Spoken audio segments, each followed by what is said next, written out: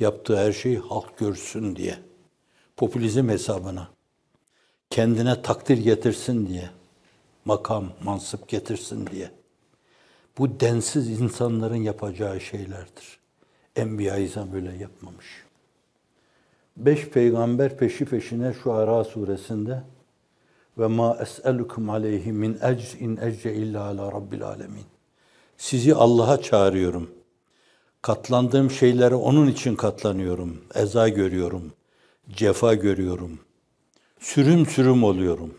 Ve bütün bunların karşılığında size yaptığım şeyler karşısında hiçbir şey beklemiyorum. Mükafatım Allah'a ait. Enbiya-i İzam'ın yolu.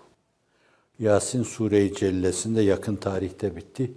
İttebi'u men la yeselukum ecren ve hum muhtedun. Hazreti Pir 2. mektubunda bunu hoş, latif bir üslupla tahlil ediyor.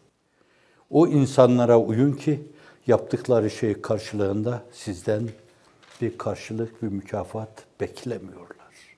Uyulacak insanlar onlardır. İnsanlık dünyada eğer uyacak birisini bekliyorsa şayet bence uyulacak biri olmak lazım. İnsanlığı daha fazla bekletmemek lazım. İntizar içinde, hakikat arayışı içinde veya tereddütler, kuşkular içinde doğruyu arayan insanlık uzun zaman o doğruyu arıza vermeden, fasılasız, mütemadi yaşamış insanlar beklentisi içinde. Sizi kendileri gibi görürlerse niye arkanızdan gitsinler ki? Sizi de haram yiyen, haram duygular taşıyan, haram söyleyen, günah işleyen, günaha kulak kabartan, dilini dudağını günah için kullanan, niye onların arkasından gitsinler? Niye onların gözüne baksınlar ki? Kitaplar değil esasen. Canlı kitaplara bakar insanlar. Kitaplara değil. Kitaplarla bir şey olsaydı olur mutlaka.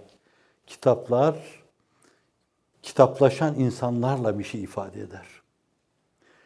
Kitapları tabiatları haline getiren insanlarla bir şey ifade eder. Onların iç derinlikleri adına bir şey ifade ederse bir şey ifade eder. Yoksa kütüphaneler kitap dolu 3 asırdan beri biz insanlık adına emekleyip duruyoruz. Müslümanlığın yüz karası olmuşuz.